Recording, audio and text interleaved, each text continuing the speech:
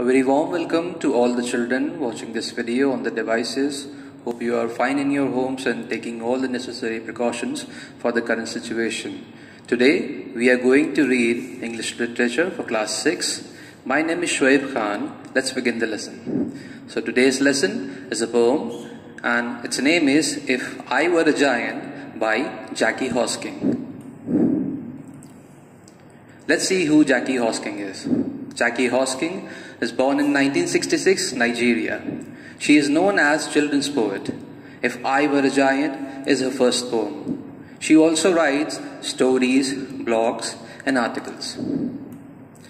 Let's see some of the vocabulary which will be used in the poem. Pollen, the fertilizing element of flowering plants, consisting of fine powdery yellowish grains or spores. It is a kind of a yellowish powder in flowers. Dew is the tiny drops of water that forms on cool surfaces at night. Stride, a long step when walking or running. Blossoms, the flower of a seed plant. Grind, to reduce something to powder or small fragments by friction. Tiptoes, standing on the front part of one's foot with one's heels off the ground in order to be taller. Fashion, the meaning is specific in this poem, but the meaning of fashion is different. So fashion, make or shape something, especially with hands. Now see the poem explanation. If I were a giant, I wonder if I could stand on my tiptoes and paint the sky. I'd fashion paintbrushes from branches of trees and paint all the clouds as they float on the breeze. So here the poet is wondering if she was a giant. Now giant, as we know, giant is a big and tall person. So if she's wishing that she was a giant, she will stand on her tiptoes and paint the sky. She would take the branches of the tree and use it at paintbrush. And then she would paint all the clouds floating along with the breeze. Breeze means the flow of wind. I'd wake up quite early when morning was new and paint all the daisies with pollen and dew. I'd blend all the colors from desert so dry and mix up a sunrise to splash on the sky.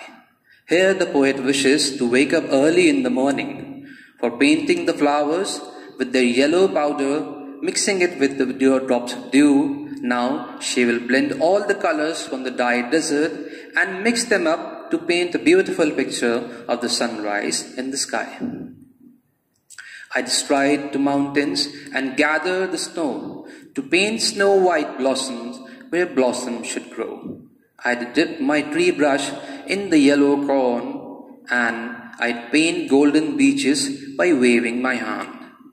So here the poet wants to walk to the mountains together to gather the snow so that she could paint the flowers. With the help of the color of the snow, she will now dip her paintbrush made from a tree in the yellow cornfields for painting the beautiful scene of the beach.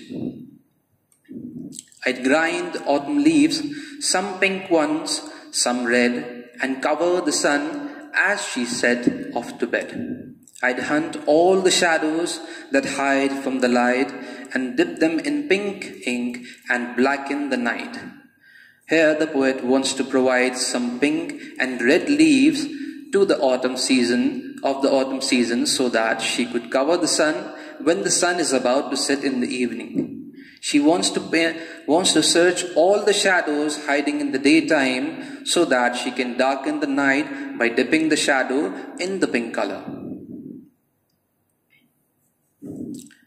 It is the order. So now this is the finish of the poem. Let's see the rhyming scheme. Now the rhyming scheme, it is the order in which the rhyming lines of the poems are arranged in the poem. Let's see the example. So if I were a giant. Now here you see if I were a giant, the line is ending with I. So we have named this pronunciation A here. Could stand on my tiptoes and paint the sky. So here you see I and sky. These lines are matching here. So we have named them A and A here. Now in the third line, see, I'd fashion paint brushes from the branches of the tree and paint all the clouds as they float on the breeze. Now the sound of tree and breeze is also matching. Now we have named them as B and B. So we can say the rhyming scheme here is AA and BB. Now see some of the related questions. What do you think the poet feels when she comes out from her dream? So here in the end, when the poem comes out from her dream, she knows that it is morning and Mother Nature has painted everything the way she wanted it to be.